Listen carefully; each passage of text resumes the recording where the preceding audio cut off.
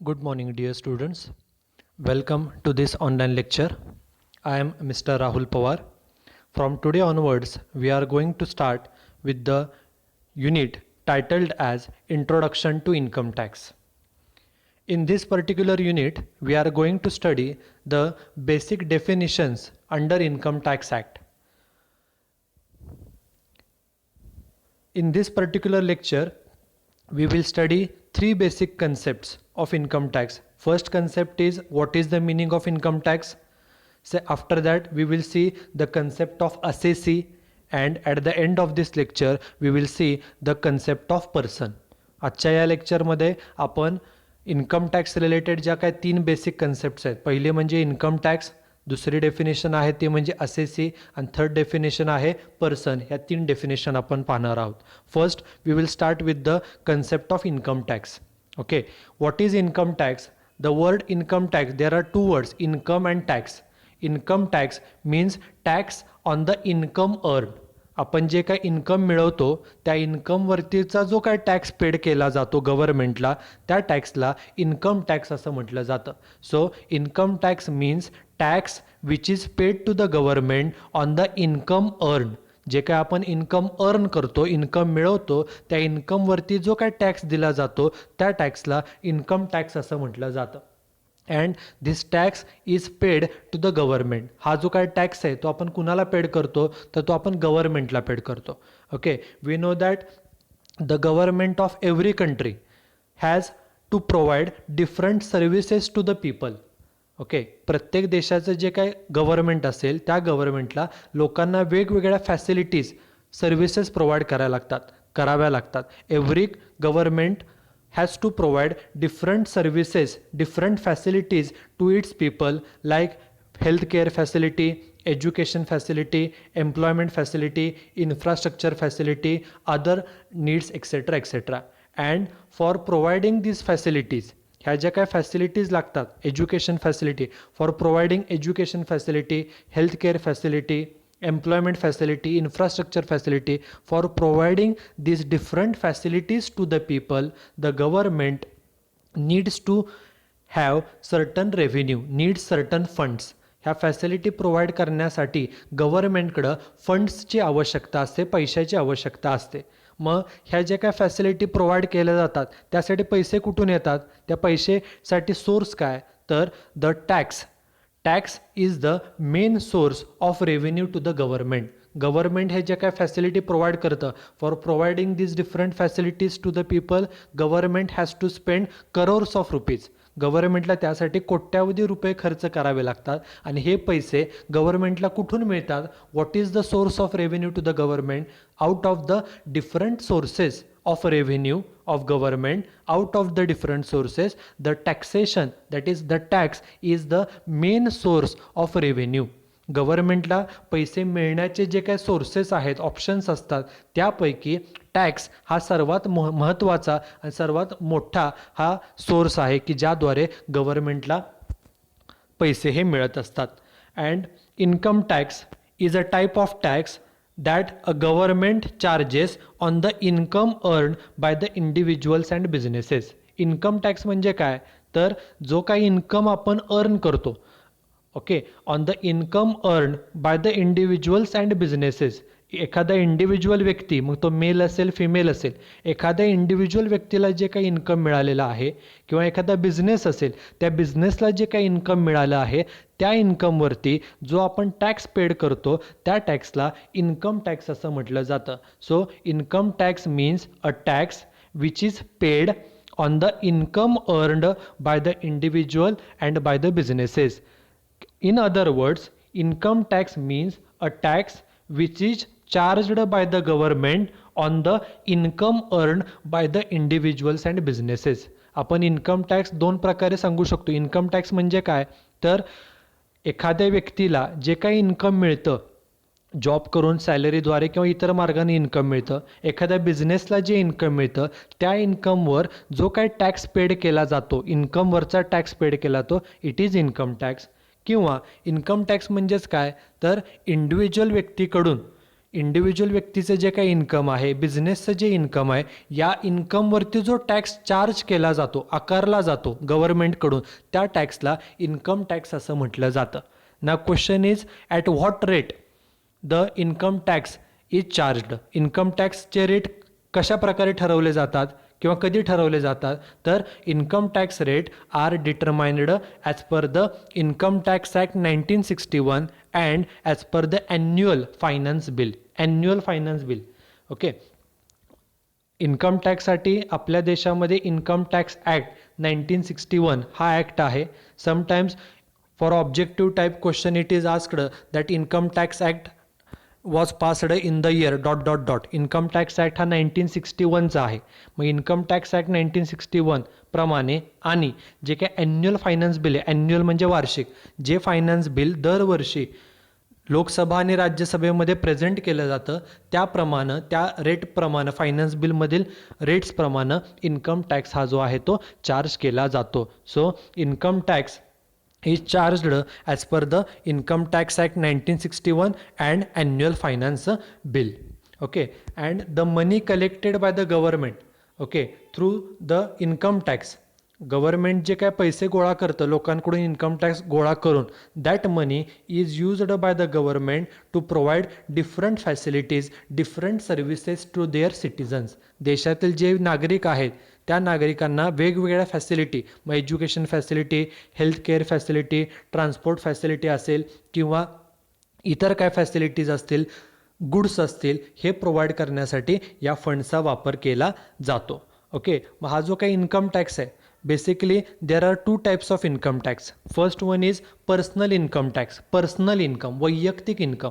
Okay, what is personal income tax? Personal income tax means a tax which is levied. Levied means charged on the individual's income through wages, salary and other incomes. एखाद्या व्यक्तीला जे काही personal income मिळतं, personal म्हणजे वैयक्तिक, एखाद्या व्यक्तीचं जे पर्सनल इन्कम आहे, इंडिव्हिज्युअल इन्कम आहे, त्या इन्कमवरचा टॅक्स जो पेड केला जातो, it is called as a personal income tax. So personal income tax means a tax which is charged on the individuals personal income, like income from wedges, income from salary and other incomes. त्या व्यक्तीला पगाराद्वारे, वेजेसद्वारे किंवा इतर मार्गाने त्या व्यक्तीला जी income मिळते, त्या इन्कमवरचा जो टॅक्स आहे, it is called as a personal income tax. This is first. And second type of income tax is business income tax. Okay, and in the name itself it is mentioned that this income tax is charged, or this tax is charged on the business income. बिझनेसला जे मिळणारे income आहे, okay, त्यावरती जो tax आकारला जातो, it is called as a business income tax. So and it is applicable to corporations, means companies, partnership firms, small businesses and self employed people. Okay. हे जे काही बिझनेसचे वेगवेगळे प्रकार आहेत, मग त्यामध्ये पार्टनरशिप फर्म असेल, एखादा छोटा बिझनेस म्हणजे for example sole proprietary business असेल, पार्टनरशिप फर्म असेल, कंपन्या असतील, हे जे काय वेगवेगळे बिझनेसचे प्रकार आहेत, हे जे काही बिझनेसेस आहेत, यांचं जे इन्कम आहे, या इन्कमवरती जो टॅक्स पेड केला जातो, this tax is called as a business income tax. So this is the first concept of our syllabus, that is income tax. And income tax means tax on the income earned of the income earned. आपण जे काही income मिळवतो त्या इन्कमवरती जो आपण tax paid करतो, त्या टॅक्सला income tax असं म्हटलं जातं. This is first concept. Now we will see the second concept. This concept is very important. Okay. The second concept is assessee. And what is assessee? What is the meaning of assessee? The meaning of assessee is mentioned in the section 2 subsection 7. section 2 ब्रॅकेटमध्ये 7 लिहिले, ब्रॅकेटमध्ये म्हणजे त्याला subsection असं म्हटलं जातं. The concept of assessee is given in the section 2 subsection 7 of Income Tax Act 1961. Okay. Income tax ॲक्टचा जो section 2 subsection 7 आहे, त्यामध्ये असेसी म्हणजे काय हे त्यामध्ये सांगितलेलं आहे. Okay. Read carefully. Who is assessee? Assessee म्हणजे कोण? The meaning is very simple. Assessee means a person. Assessee म्हणजे असा व्यक्ती, अ पर्सन बाय होम, की जो व्यक्ती, a person by whom income tax or any other sum of money is payable to government under Income Tax Act. एखादा व्यक्ती, a person by whom income tax or any other sum of money is payable to government under Income Tax Act. जर एखादा व्यक्ती गव्हर्नमेंटला, आपण tax कुणाला paid करतो? गव्हर्नमेंटला. We pay tax to the government. And if any person means व्यक्ती, if any person is liable to pay income tax to the government, जर एखादा व्यक्ती गव्हर्नमेंटला इन्कम टॅक्सचे पैसे देणं असेल, इन्कम टॅक्सचे पैसे किंवा एनी अदर सम ऑफ मनी किंवा इन्कम टॅक्स रिलेटेड इतर कुठले पैसे गव्हर्नमेंटला देणं असेल, तर त्या व्यक्तीला असेसी असं म्हटलं जातं. The meaning of assessee is very simple and easy to understand. What is assessee? Who is assessee? Assessee means a person by whom income tax or any other sum of money under Income Tax Act is payable to the government. एखादा व्यक्ती जर गव्हर्नमेंटला income टॅक्सचे पैसे किंवा income tax related इतर कुठले पैसे गव्हर्नमेंटला देणं असेल, पेएबल देणं असेल, तर त्याला असेसी असं म्हटलं जातं. मग असेसीमध्ये कोण कोण येतं? तर असेसी इन्क्लूड, त्यात कोण कोण येतं? तर एकूण त्यामध्ये 4 पॉईंट्स आहेत. First, tax payable. असेसी म्हणजे कोण? तर every person by whom income tax or any other sum of money like fine, penalty, interest etcetera is payable to the government.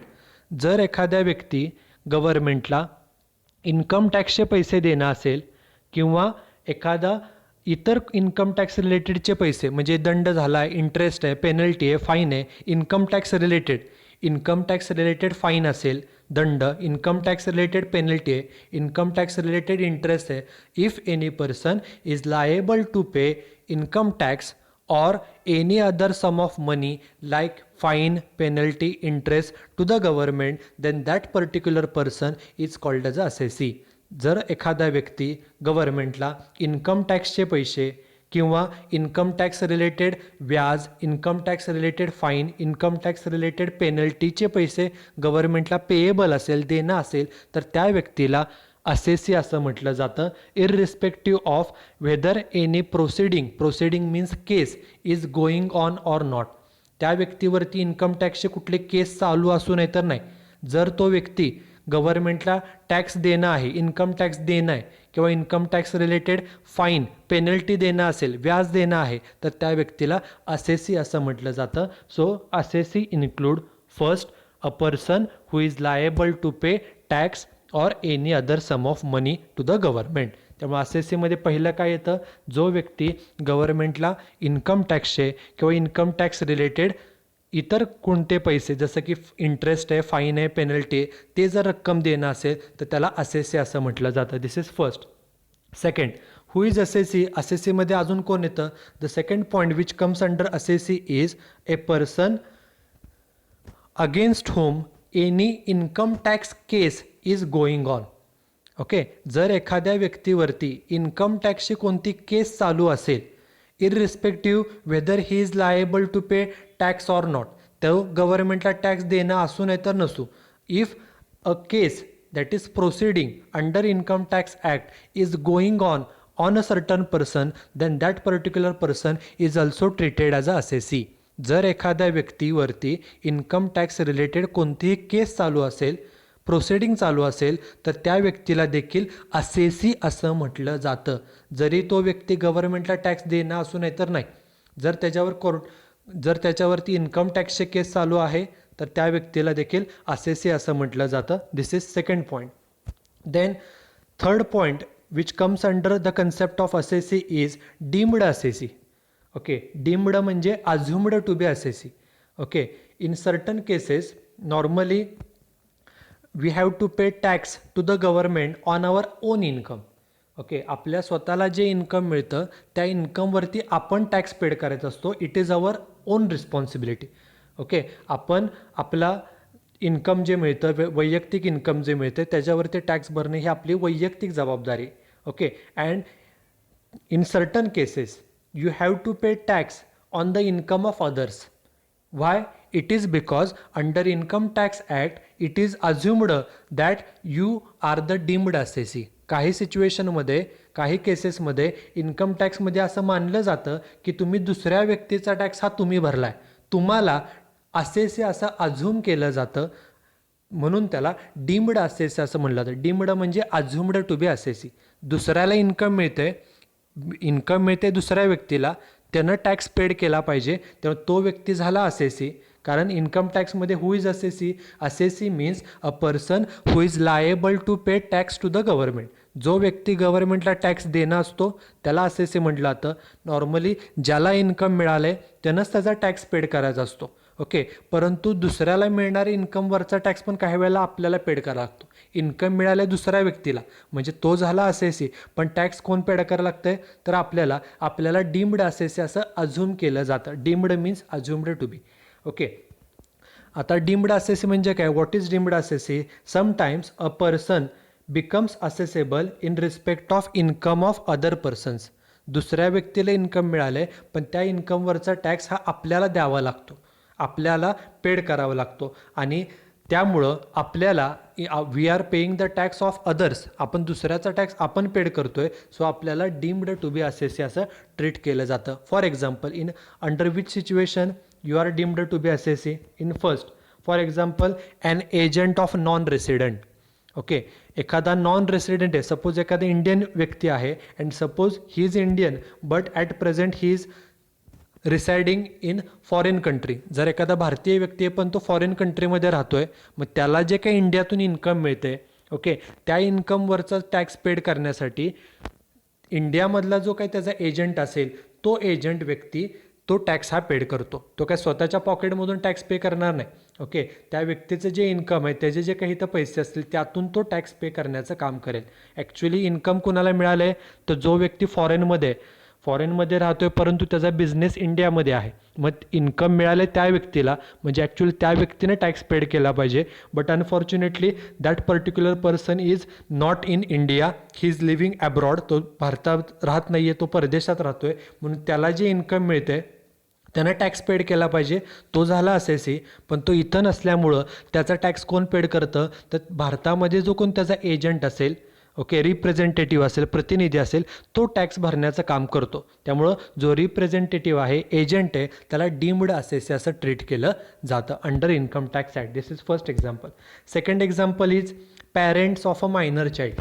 एखादा 18 वर्षापेक्षा कमी वयाचा मुलगा मुलगी असेल तर त्याला आपण मायनर चाइल्ड असं म्हणतो. Minor child means a child with age less than 18 years. 18पेक्षा कमी वय असेल तर त्याला आपण मायनर चाइल्ड म्हणतो. Suppose if his parents or grandparents has made certain investment against his name. जर त्याच्या पेरेंट्सने किंवा ग्रँड पेरेंट्सनी त्या लहान मुलाच्या नावानं काही इन्व्हेस्टमेंट मोठी केली असेल तर त्याच्या नावाने इन्व्हेस्टमेंट आहे, त्यामुळे इन्कम मिळताना त्या लहान मुलाच्या नावानं मिळणार आहे. ओके, परंतु तो मायनर असल्यामुळं इन्कम टॅक्स, त्या इन्कम जे काय त्याला मिळतं आहे त्या इन्कमवरती टॅक्स पेड करणं हे काय त्याला समजणार नाही. सो इन्कम टॅक्स ॲक्टमध्ये काय अझ्युम केलं जातं की the child is minor, so it is the responsibility of his parents to pay tax on his behalf.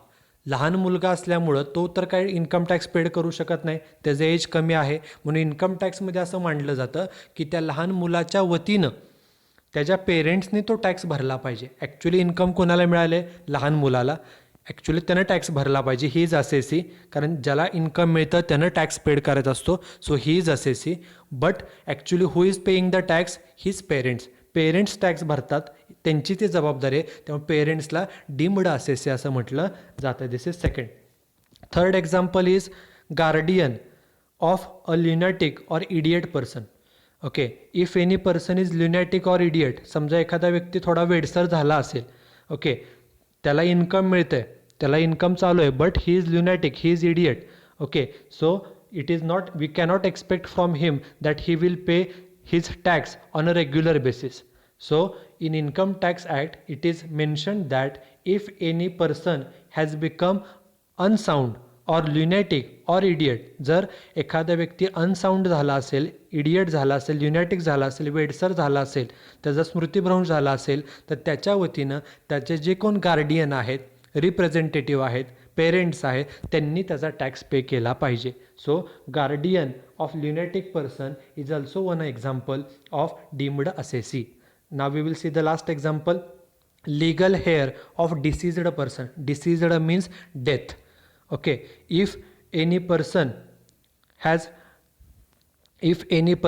is dead during a particular year, जर एखाद्या व्यक्ती चालू वर्षभरामध्ये समजा त्याची डेथ झाली असेल, तर त्या वर्षी त्यानं जे काही इन्कम अर्न केलेलं आहे, ओके, त्या इन्कमवरती त्याला टॅक्स पे करावा लागतो. But unfortunately he is dead. Now he cannot pay tax to the government. तो डेड झाल्यामुळे तो तर काय टॅक्स भरू शकत नाही.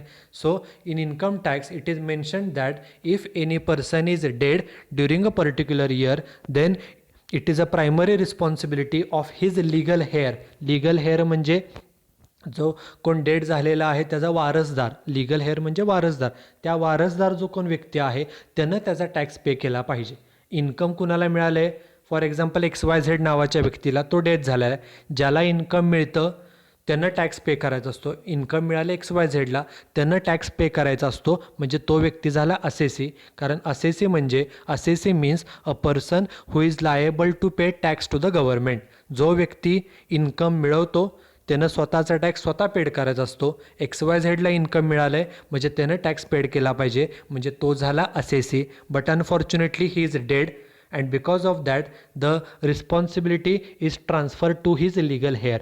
त्यामुळे टॅक्स पेड करण्याची जबाबदारी कुणावरती आली? तर त्याचा लिगल हेअर, डेड झालेल्या व्यक्तीचा लिगल हेअर म्हणजे XYZ जो डेथ झालेला आहे त्याचा लिगल हेअर, वारसदार जो कोण असेल त्यानं टॅक्स पे करायचं आहे. त्यामुळं लिगल हेअर हा झाला deemed assessee. So this is third point. And last point which comes under the concept of assessee is assessee in default. Now question is, what is default? Default means mistake. If any person has to pay tax due to mistake, आपल्या चुकीमुळं जर आपल्याला tax pay करावा लागला, चुकीमुळं, default means mistake. Take a very simple example. Suppose we are running a two wheeler and we don't have a licence or PUC or insurance, and if we are caught by the police, then we have to pay fine to the police. जर आपण two wheeler drive करत असू, आपल्याकडे licence नाही आहे, PUC नाही आहे किंवा इन्शुरन्स नसेल, आणि पोलिसांनी जर आपल्याला अडवलं आणि आपल्याला जर दंड भरावा लागला, तो दंड का भरावा लागला? It is because of our own mistake. Take another example. Suppose we are driving a vehicle, two wheeler on a highway. It is compulsory to wear a helmet. Okay, but if we are not wearing a helmet and we are driving our two-wheeler, then we have to pay fine to the government. We have to pay fine to the police. Why we have to pay the fine? It is because we have made a mistake. आपण चूक केल्यामुळं आपल्याला दंड भरावा लागला, fine भरावा लागला. In the same situation, in case of income tax also, sometimes a person has to pay tax to the government because of his own mistake. स्वतःच्या चुकीमुळं, आपल्याकडून काहीतरी मिस्टेक झाल्यामुळे आपल्याला गव्हर्नमेंटला फाईन पे करावा लागतो. So who is assessee in default? A person who becomes liable to pay tax or fine to government due to his own mistake. आपल्या मिस्टेकमुळे, आपल्या चुकीमुळे जर आपल्याला फाईन पे करावा लागला तर त्या व्यक्तीला असेसी इन डिफॉल्ट असं म्हटलं जातं.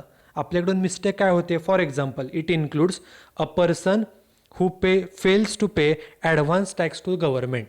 आपण जर गव्हर्नमेंटला टॅक्स पेड करायला जमलं नाही, आपण पेड केला नाही, उशिरा पेड केला, इट इज अ मिस्टेक. किंवा टॅक्सच पेड केला नाही, ॲडव्हान्स टॅक्स पेडच केला नाही, इट इज अ मिस्टेक. किंवा लेट पेड केला, डिले झाला, इट इज अ मिस्टेक. त्यामुळं आपल्याला फाईन पे करावा लागतो because of our mistake.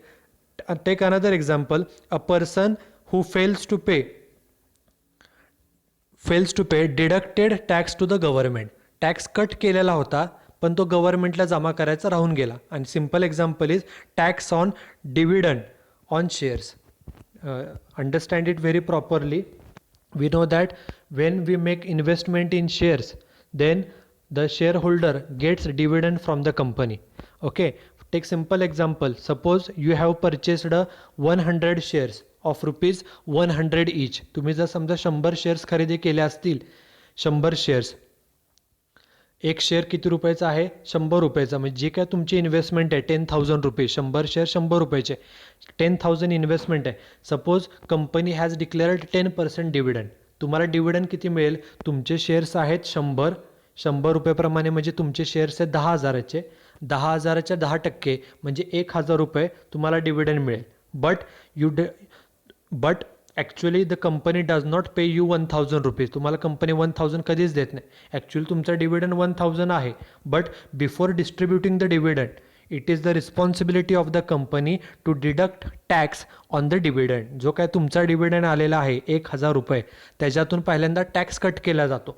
Okay, it is called as a dividend distribution tax, DDT, dividend distribution tax, and it has to be deducted before making payment of dividend. Dividend देण्याच्या अगोदर, dividend वाटण्याच्या अगोदर तो tax cut करावा लागतो. Normally तुम्हाला dividend किती मिळायला पाहिजे होता, तर 1000 रुपीज, 1000 रुपये मिळायला पाहिजे होता, आणि त्यातून टॅक्स किती कट होणार आहे, फॉर एक्झाम्पल 10%. ओके, मग 1000च्या 10% म्हणजे 100 रुपये, म्हणजे तुमच्या डिव्हिडंड आहे 1000, त्यातनं टॅक्स 100 रुपये कट केला पाहिजे, राहिलेले 900 रुपये फक्त तुम्हाला पेड केले पाहिजे. मग हे जे काही 100 रुपये कट केले पाहिजेत, ही कुणाची जबाबदारी आहे? It is the responsibility of the company to deduct tax of ₹100 from your dividend. तुम्हाला डिव्हिडंड देण्याच्या आधी त्यातून 100 रुपये कट करणं ही कंपनीची जबाबदारी आहे. कंपनीमधला जो कोण एम्प्लॉई आहे, ऑफिसर आहे, त्याची ती रिस्पॉन्सिबिलिटी आहे. जर एखाद्या एम्प्लॉईनी ज्याची ही जबाबदारी होती, त्या ऑफिसरनं समजा तो टॅक्स कट केला नाही, त्या ऑफिसरनं टॅक्स कट केला नाही, टॅक्स न कट करता तुम्हाला सगळे पैसे 1000 देऊन टाकले, 100 रुपये त्यानं प्रत्येकाचे कट करायला पाहिजे होते, पण त्यानं ते न करता सगळे पैसे 1000चे 1000 तुम्हाला देऊन टाकले, तर जे काही 100 रुपये कट करायला हवे होते ते तर त्यानं कट केलेलं नाही आहेत. त्यामुळं गव्हर्नमेंटला त्याला स्वतःच्या खिशातून ते टॅक्स भरावा लागतो, कारण ऑलरेडी त्यानं सगळे पैसे तुम्हाला देऊन टाकलेले आहेत. तुम्हाला पैसे 1000 देण्यापूर्वी त्यानं 100 रुपये कट करायला हवे होते, आणि ते 100 रुपये कट केलेले गव्हर्नमेंटला पेड करायला पाहिजे होते, पण त्यानं पैसेच कट केले नाहीत, आणि त्यामुळं त्याला स्वतःच्या पॉकेटमधनं ते पैसे गव्हर्नमेंटला द्यावे लागतात. So he has to pay tax to the government because of his own mistake. Okay, त्याच्या चुकीमुळं त्याला गव्हर्नमेंटला पैसे द्यावे लागले. So it is assessee in default. किंवा हे जे पैसे कट केलेले त्यानं पैसे कट केले, ओके, परंतु ते गव्हर्नमेंटला पेडच केले नाहीत. गव्हर्नमेंटला टॅक्स जो कट केलेला आहे प्रत्येकाचा 100 रुपये, तो गव्हर्नमेंटला पेडच केला नाही. मग त्याच्यामुळं जर त्याला काय फाईन भरावा लागला, पेनल्टी भरावी लागली, तर ते का भरावी लागले? कारण त्याच्या मिस्टेकमुळे. So he is called as a assessee in default. So this is the second concept of income tax, that is assessee. Assessee means simple. Assessee means a person, असा व्यक्ती who is liable to pay income tax or any other sum of money to the government under income tax act. एखादा व्यक्ती जर गव्हर्नमेंटला income टॅक्सचे किंवा income tax related कुठले पैसे देणं असेल तर त्याला असेसी असं म्हटलं जातं. And this is the second concept. Now we will study the last concept of this particular lecture. The third concept which we are going to study is concept of person. Okay, who is person? What is the meaning of person? Who are covered under the concept of person? All these are mentioned in the section 2 subsection 31 of Income Tax Act. Okay, person म्हणजे कोण? Normally आपण person म्हणजे व्यक्ती असं म्हणतो. व्यक्ती म्हणजे natural person, human being, male, female, etcetera etcetera. आपण पर्सनमध्ये फक्त व्यक्ती असं म्हणतो. But in income tax act a person does not include only the individual, it includes various other persons also. Okay, पर्सनमध्ये कोण कोण येतं? The term person includes first and individual. जे आपल्याला सर्वांना माहिती आहे, पर्सन म्हणजे व्यक्ती आणि व्यक्ती म्हणजे individual. Okay, who is individual? Individual means a natural human being. It includes male, female, major, minor, and individual of sound or unsound mind. Okay, person म्हणजे कोण?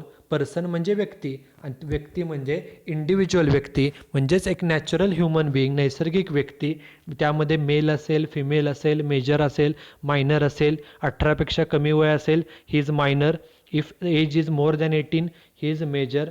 Person of sound mind or unsound mind. So in person it includes first and individual. पर्सनमध्ये पहिलं काय येतं तर त्यामध्ये पहिल्यांदा individual हा त्यामध्ये इन्क्लूड होतो. This is first. सेकंडली, पर्सनमध्ये अजून कोण येतं? Person also includes Hindu undivided family which is popularly known as HUF. Okay, Hindu undivided family. And as per the Hindu law in HUF it consists of all males all males lineally descended from a common ancestor and include their wives and unmarried daughters. Okay, जे HUF आहे, Hindu undivided family, certain families jointly runs their own business. Okay, and all the members of their family, especially male members, runs the business, and whatever the profit they earn, the profit is distributed among the all the members of the family. ते त्यांचा जो काय व्यवसाय आहे, घरातली सर्व लोक मिळून ते व्यवसाय करत असतात. व्यवसाय करून जो प्रॉफिट झालेला आहे तो एकमेकांमध्ये डिस्ट्रीब्यूट करतात, आणि जो काय प्रॉफिट आहे त्या प्रॉफिटवरती त्यांना देखील टॅक्स पेड करावा लागतो.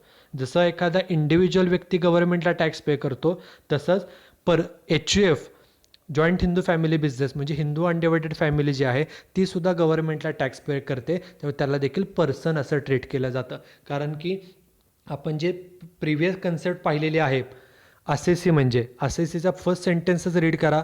असेसी म्हणजे काय? A person by whom income tax is payable. जो व्यक्ती इन्कम टॅक्स देणं आहे, जो व्यक्ती पर्सन, मग कोण व्यक्ती टॅक्स पे देणं असतो, तर त्यामध्ये इंडिव्हिज्युअल पण आहे. इंडिव्हिज्युअल व्यक्ती मेल फिमेल मेजर मायनर तो पण गव्हर्नमेंटला टॅक्स देणं असतो एक. Secondly HUF Hindu undivided family, त्यांना जो काय प्रॉफिट होतो त्यावर त्यांनीसुद्धा गव्हर्नमेंटला टॅक्स पे करायचा असतो. Second. Third is company. Okay, we know that company means an artificial person created by law under its common seal, and we know that companies are established as per Company Act 1956 or Company Act 2013, and there are different types of companies like government company, private company, public company, listed company, unlisted company, etc etc.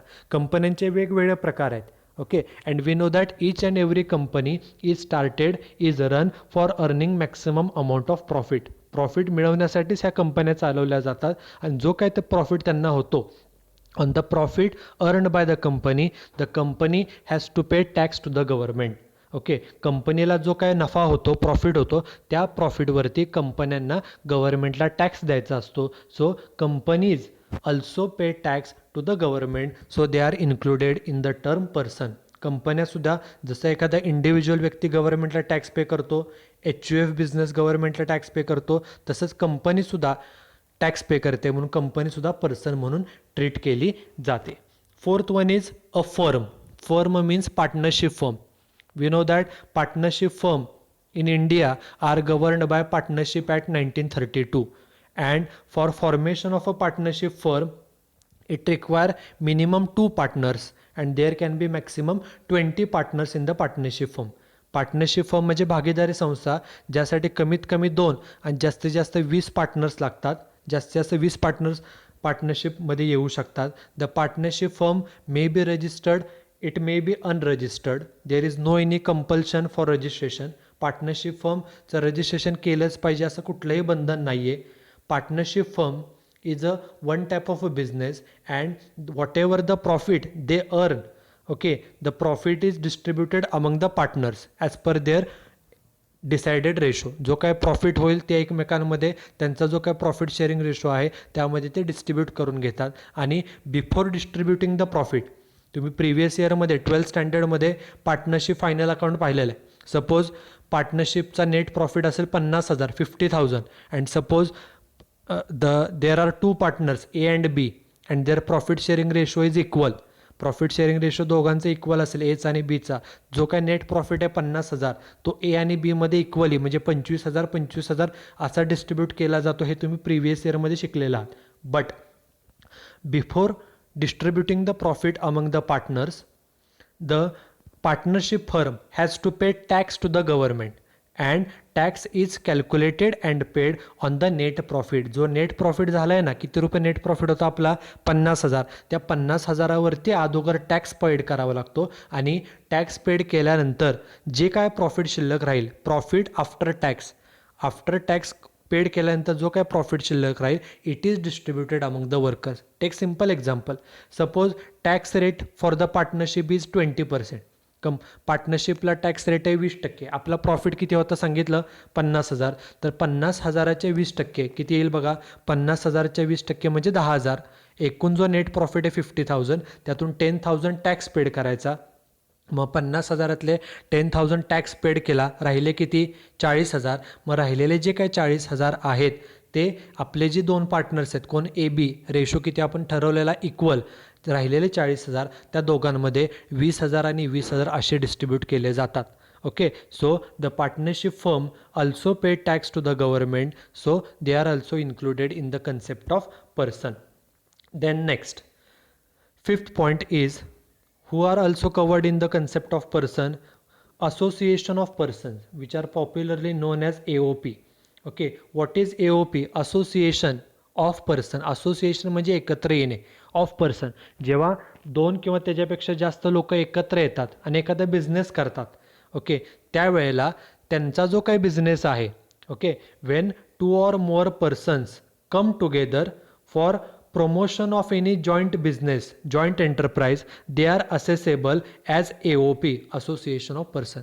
समजा 2 किंवा त्यापेक्षा जास्त लोक एकत्र आले आणि त्यांनी एखादा बिझनेस चालू केला, ओके, टेम्पररी असेल किंवा परमनंट स्वरूपाचा असेल, तर त्या बिझनेस जो काय आहे तो बिझनेसला सुद्धा ज्या बिझनेसचं जे काही इन्कम असेल त्या इन्कमवरती, प्रॉफिटवरती they have to pay tax to the government. So and they are assessed as a AOP.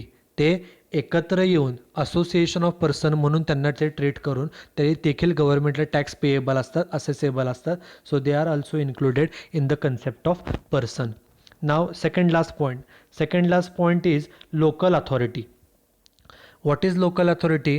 Local authority include gram panchayat at villages, municipality, municipal corporations means महानगरपालिका, municipality means नगर परिषद और नगरपालिका, district board, port, trust, etc. These are the local authorities. At villages it is gram panchayat, at city level it is municipality, in big cities there is a municipal corporation, at district level there are certain district boards, and at port certain trusts are also there. And income of these local authorities is taxable. Whatever the income these local authority earns through certain sources, on this income they also have to pay tax to the government. या local अथॉरिटीला जे काही income मिळतं त्या इन्कमवरती त्यांना देखील गव्हर्नमेंटला tax pay करावा लागतो. आणि on which income they have to pay the tax? if this local authority earns income through supply of commodities and services outside their jurisdiction area. Okay, त्या ग्रामपंचायतीचा किंवा नगरपालिकेचा किंवा महानगरपालिकेचा जो काय एरिया आहे त्याच्या बाहेर जर एखादी काय सर्व्हिसेस प्रोव्हाइड केल्या असतील, काय गुड्स कमॉडिटीज प्रोव्हाइड केल्या असतील, त्यातून जर काय त्या लोकल अथॉरिटीजला इन्कम मिळालं तर त्या इन्कमवरती the local authorities has to pay tax to the government. Okay, so local authorities like Gram Panchayat, municipality, municipal corporation, district board, port trust, etc. they earn the income. If they earn income by providing different services and commodities outside their jurisdiction area, त्यांचा जो काय area आहे त्याच्या बाहेर जाऊन त्यांनी जर काय सर्व्हिसेस प्रोव्हाइड केल्या आणि त्यातून जर इन्कम त्यांनी मिळवलं तर त्या इन्कमवर on that income they also have to pay tax to the government. So this local authorities sometimes have to pay tax to the government on certain incomes only, so they are also included in the concept of person. त्यामुळे त्याला देखील person म्हणून treat केलं जातं. And last point is of this lecture, of this point is every artificial juridical person. Okay, artificial juridical person. Okay, if any assessee does not fall in the first 6 categories. Okay, first category is individual, second category is HUF, Hindu Undivided Family, third is company, fourth is partnership firm, fifth is AOP, and sixth is local authority. If any assessee does not fall in the above first 6 categories, then he is assessed under this 7th category of artificial juridical person. जर एखादा व्यक्ती ह्या पहिल्या 6 कॅटेगरीमध्ये कुठेच येऊ शकत नसेल तर त्या व्यक्तीला ह्या 7व्या कॅटेगरीमध्ये आर्टिफिशियल ज्युरिडिकल पर्सनमध्ये इन्क्लूड केलं जातं. त्यात काय काय येतं? इट इन्क्लूड्स ॲन आयडॉल, डेटी and public corporation established under special act. यामध्ये नॉर्मली काय काय येतं? ॲन आयडॉल म्हणजे देवता, ओके, डेटी म्हणजे एखादं आपलं प्रार्थनास्थळ असेल, ओके. डेटी मीन्स आपलं श्रद्धास्थान असेल. ओके. आणि public corporations established under special act. जर एखादी पब्लिक कॉर्पोरेशन एखादा सेपरेट कायदा करून स्थापन झाली असेल तर त्या कॉर्पोरेशन ह्या आर्टिफिशियल ज्युरिडिकल पर्सनमध्ये येतात. त्याचबरोबर एखादा आयडॉल एखादे देवदेवता असेल त्यांना जे काय इन्कम मिळतं, तिथे जे काय लोकांकडून वर्गणी मिळते किंवा दान दिलं जातं त्या इन्कमवरती देखील त्यांना टॅक्स पे करावा लागतो. So it is included in the concept of artificial juridical person. त्याला आर्टिफिशियल ज्युरिडिकल पर्सन म्हटलं जातं. So this is the concept of person. As per income tax act person include first individual म्हणजे एखादं human being, second HUF म्हणजे Hindu undivided family, third company, fourth partnership firm, fifth association of persons, sixth one is local authority, and last one is artificial juridical person. So with this we will end our lecture.